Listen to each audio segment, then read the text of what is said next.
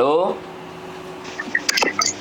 Halo, assalamualaikum. Waalaikumsalam warahmatullahi wabarakatuh. Berjumpa lagi bersama saya Wong Ganteng Sakdunya dan minta tolong untuk tidak disebutkan identitas siapapun atau nama apapun, Mbak. Karena kita akan Siap. naik ke YouTube channel saya. Bagaimana dan seperti apa saya membantu sampean? Mas, saya mau tanya, Mas gimana kabarnya, Mas? Alhamdulillah wa syukurillah. Saya subscriber dari Singapura loh. Alhamdulillah. Selamat Mas malam. Andra sama Miss Yuni. Selamat malam dari Singapura. Bagaimana? Selamat malam. Iya, Siang, siang. Mas. Masa siang? Sekarang siang di sini. Iya, siang jam 12. Oh, berarti salah saya berarti. Nah, iya. Gimana Mas, saya mau tanya tapi bukan masalah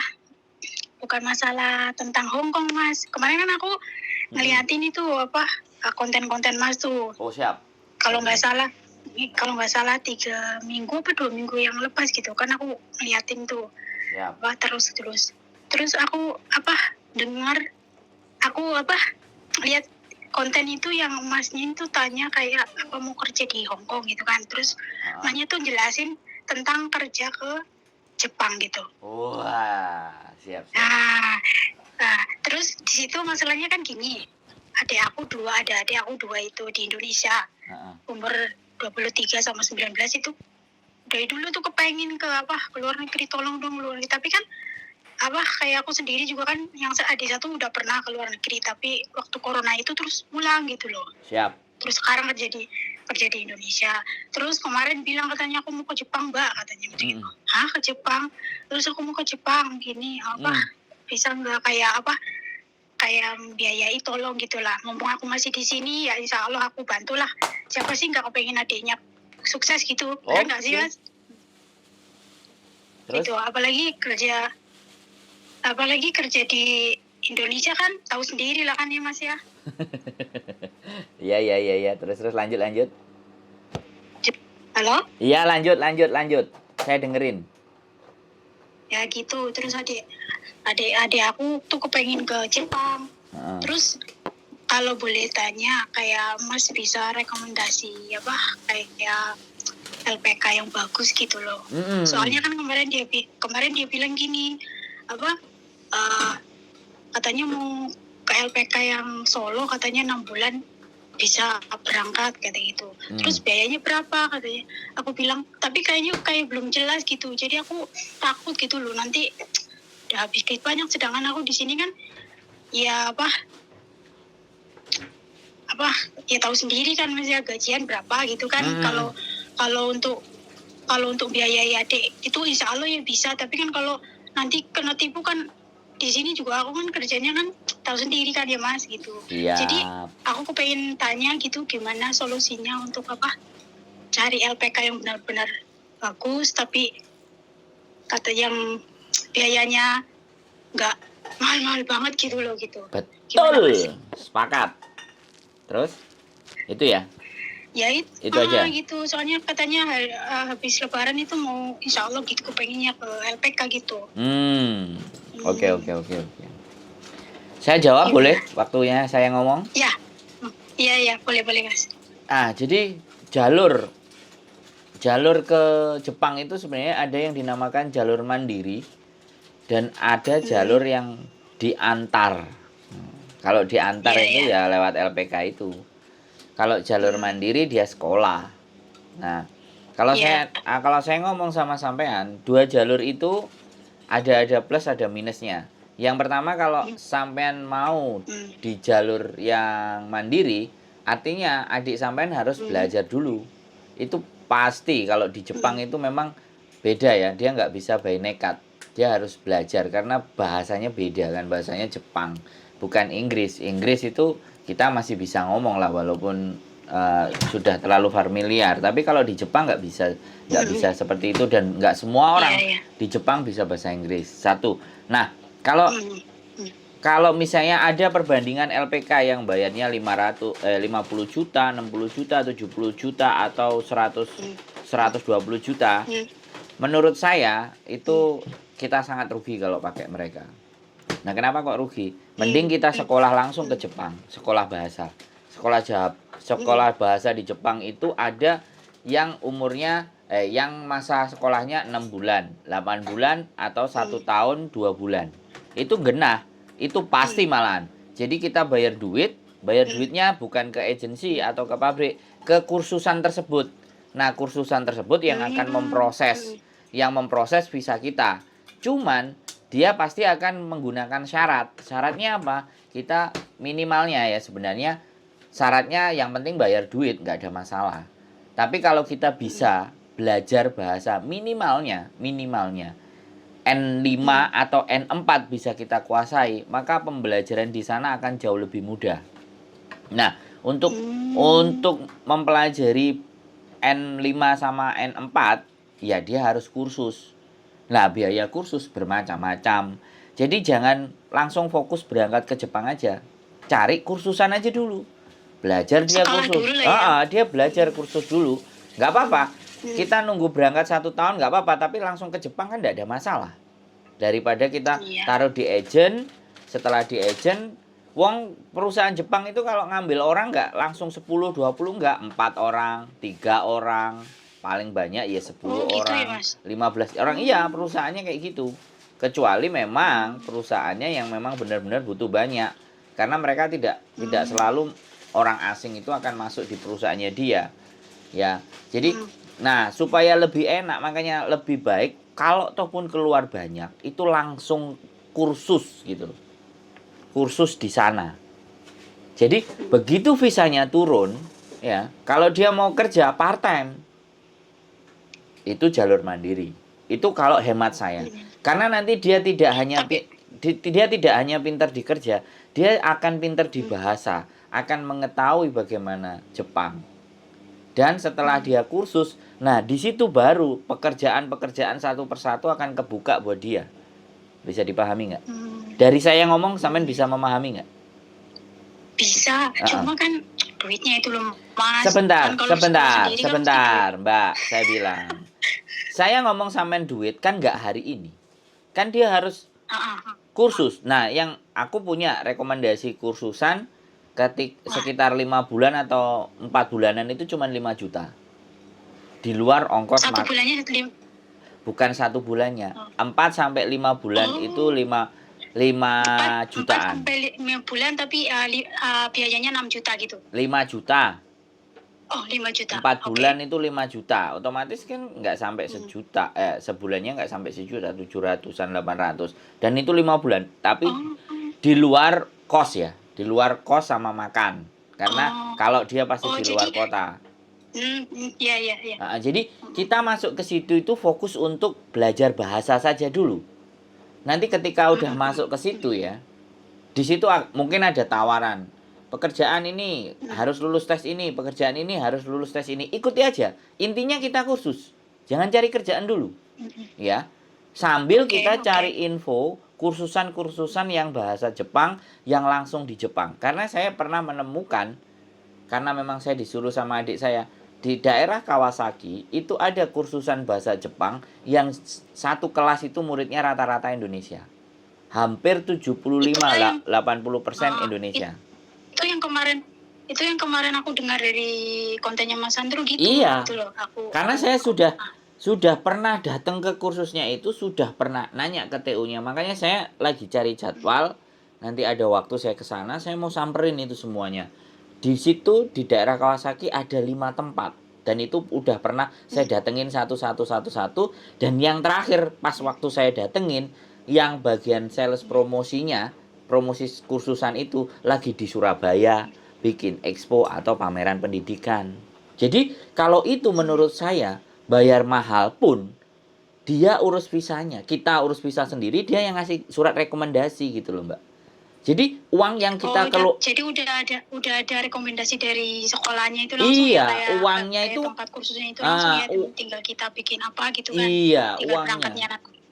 Tinggal nanti dia kasih surat, terus kita urus ke konsulat jenderal Jepang di Indonesia, baik bisa di Jakarta, bisa di Surabaya. Jadi dia yang kasih surat rekomendasi ketika kita sudah menyelesaikan pembayaran. Itu enak. Cuman hati-hati. Ya sekali lagi hati-hati ya kan.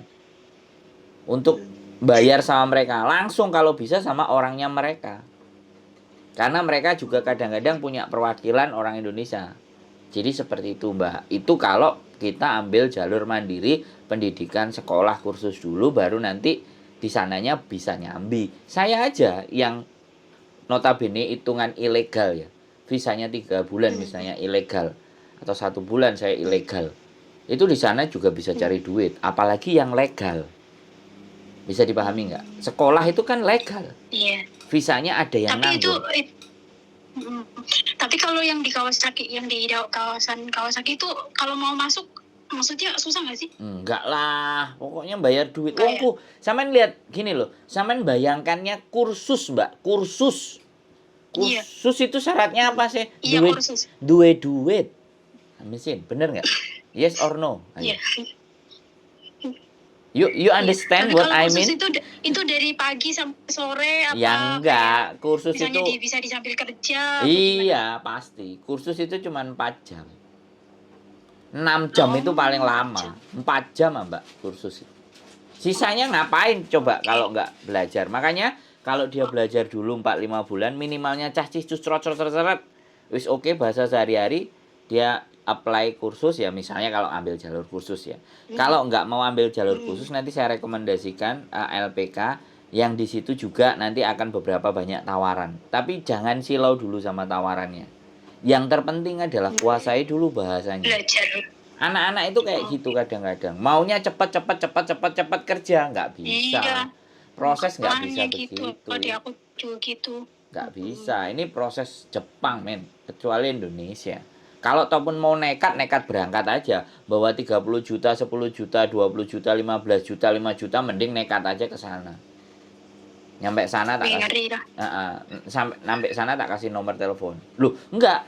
Kalau dia mau nekat lo ya, daripada nekat cari LPK, suruh bayar 50 juta. Goblok, Mbak, kalau menurut saya. Sorry ya, saya bilang keras. Iya. Kok soalnya kemarin bilik gini loh Mas, soalnya ini adik aku 2 gitu. Aku takutnya belum ada pengalaman, soalnya kan gini, kalau mau iyalah, kalau udah tahu, soalnya aku bilang sama adikku, tanya-tanya dulu, nanti kalau udah, jadi aku bisa Kasih bagi gambaran. aku loh kerja di sini, maksudnya gajinya berapa, aku gaji ke sini 5 juta, ke sini gitu. Jadi bisa bagi 1 bulan gitu. Iya. Soalnya kan aku kerja di sini juga kan, walaupun udah lama kerja di sini ya, hampir 20 tahun, tapi kan namanya namanya Kakak. apa ya Mas ya? Kebutuhan orang kan lain-lain, enggak sih Mas? Siap. Gitu maksudnya. Kalau aku jadi sampean ya, Mbak. Aku jadi sampean. Iya, gimana? Mereka cowok, sampean cewek. Yang aku paksa untuk cari uang ya dia, bukan sampean. Sampean itu tidak ada tanggung jawab dan tidak ada kewajiban untuk membayari duit ke adik sampean. Catat itu dulu. Itu catat yang pertama. Iya, sampean harus catat. Ini prinsip, terserah sampean. Aku cuman mau ngomong. Karena mereka cowok, oke? Mereka cowok. Iya, makanya dia adik aku tuh pengen banget keluar negeri. Sebentar. Sampean kalau mau tanya sama aku yang banyak ngomong, bukan sampean yang banyak ngomong. Oh, sorry ya. Gitu loh. Kecuali nek sampean mau ngasih tahu aku diem, Mbak. Paham nggak? Jadi sampean sekarang itu arahnya itu begini nih. Sampean sebagai Mbak, ya, menurut sampean harus patok. Kalau aku jatah kamu sebulan hanya sakmene. Wah, kurang ini. Ya Mbak Doko dhewe, ya golek dhewe, kowe lak wong lanang. Sampean harus ngajarinya begitu, Mbak. Cowok lo ya. Saya aja sama adik saya cowok. Walaupun sudah mau kuliah, saya ngomongnya kenceng. Dia mau nangis. Nggak ada masalah buat saya. Ponakan saya yang kecil aja, saya kalau ngomong, kalau ibunya denger, anaknya denger, kalau orang lain denger, wah iki Umi kok kasar gitu. Karena memang saya mau didik mereka dari mental. Karena yang dibentuk itu mentalnya dulu. Kalau sudah mentalnya, mbak duit, moncrot, mau diar kita. Ada duit sekian, kamu mau boleh, enggak ya sudah. Ada LPK sekian, kalau kamu mau aturannya begini. Jadi aturannya mau aturan saya, bukan aturan kamu. Sampean ngomongnya begitu, Mbak. Kalau kamu nggak mau ya sudah, cari sendiri. Jangan didik itu terlalu banyak pakai belas kasihan. Karena didikan belas kasihan itu apa ya? Membuat dia jadi ngalem dan manja. Anak-anak muda sekarang itu kayak gitu. Nah, saya tidak mau menerapkan. Jadi seperti itu. Bahkan adik saya juga. Kamu mau minta duit, presentasikan duitnya kamu mau buat apa. Kan sama kayak ibuku dulu. Bu, aku minta duit, kamu mau kayak apa duit? Mau 100, mau 200, mau 300, ibu saya selalu nanya, kamu duit mau buat apa? Ya kan sama. Ya saya ngajarin adik saya juga kayak gitu. Nah kalau sampean yang atur semuanya, aturan ikut sampean, jangan aturan ikut dia. Bisa dipahami nggak? Kalau aturan ikut dia, selesai sampean. Jadi nggak apa-apa. Kalau itu pakai jalur mandiri. Kalau jalur apa LPK masuk suruh bayar pertama sekian. Kok saya nggak feel? Karena saya sudah tahu sekolahannya sendiri loh di Jepang soalnya. Cuman saya kemarin waktu kesana aku belum jadi YouTuber, makanya belum aku dokumentasikan. Next episode aku akan bikin dan aku ingin geser. Teman-teman semuanya nggak cuma Hongkong orientasinya. Yang masih muda-muda geser ke Jepang. Karena memang ada kemungkinan. Iya. Unskill, Mbak. Pekerjaan unskill itu udah Bagus, tanpa skill itu ada dan saya menginginkan nggak sampai 40 juta, 50 juta, nggak. Kalau ataupun sampai 50 juta atau 120 juta, itu langsung ke lembaga kursusnya, bukan ke saya. Bisa dipahami nggak? Saya cuman ingin jelaskan secara langsung. Itu yang artinya buat orang-orang yang punya kemampuan pas-pasan. Orang kalau ngelihat Jepang kan mesti harus pinter, harus gini, harus gitu. Enggak juga gitu. Jadi ini menurut Mas nih harus apa? Jalan keluarnya harus, maksudnya harus apa? Kursus dulu. Nanti kalau udah pinter bahasa, itu ya. Kalau dia nggak mau ya udah suruh pilih jalan sendiri-sendiri. Sampean tidak bertanggung jawab sama hidupnya sampean. Saya cuman bangga dan seneng kalau sampean mau memikirkan nasib mereka. Tapi sekali lagi, nasib mereka di tangan mereka, bukan di tangan sampean. Bisa dipahami nggak? Ya, bisa. Yang justru enak malah nanti sampean mau belajar, sampean kerja lagi ke Jepang. Singapura tahu, Jepang tahu, keren. Soalnya apa ya? Kok saya dengar lihat YouTube kontennya Mas tuh kok Mas Sandro nih kayak tahu segalanya gitu loh. Oh iya. Cobalah aku tanya. Pas aku ngelihat apa itu yang konten yang Jepang tuh, di unek-unekku nih yang adik pengen ke Jepang, oke lah coba tanya lah gimana. Gitu. Iya.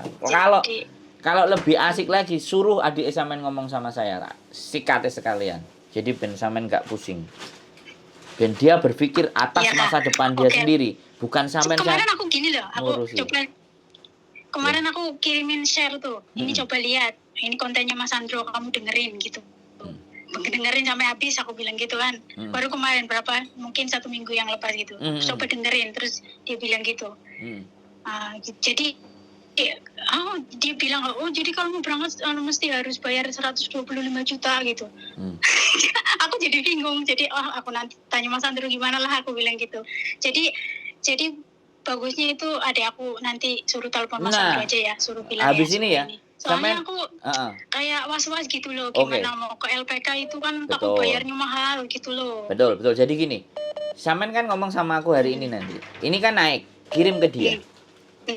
Ke dia. Jadi pembicaraan kita itu biar dia dengerin juga, biar dia tahu juga gitu loh.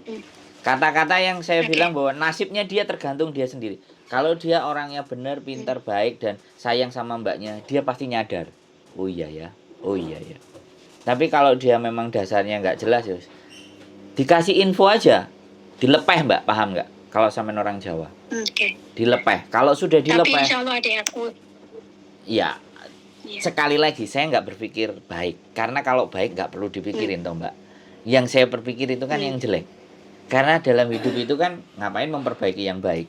Memperbaiki kan yang jelek-jelek tuh, bener nggak? Makanya yang kita bahas. Kan gini aja deh. Nanti kalau Mas udah kalau udah kayak konten tentang Jepang tuh, adik aku ikut aja Mas Dela, gimana? Soalnya adik saya ada di sana mbak. Saya dulu diajarinnya juga kayak gitu. Iya soalnya aku takut kalau masuk ke LPK ya emang udah ada yang berangkat gitu kan. Memang dari katanya LPK-nya di Solo. Dari saya aslinya kan Jawa Tengah tuh, perbatasan antara Jawa Tengah Jawa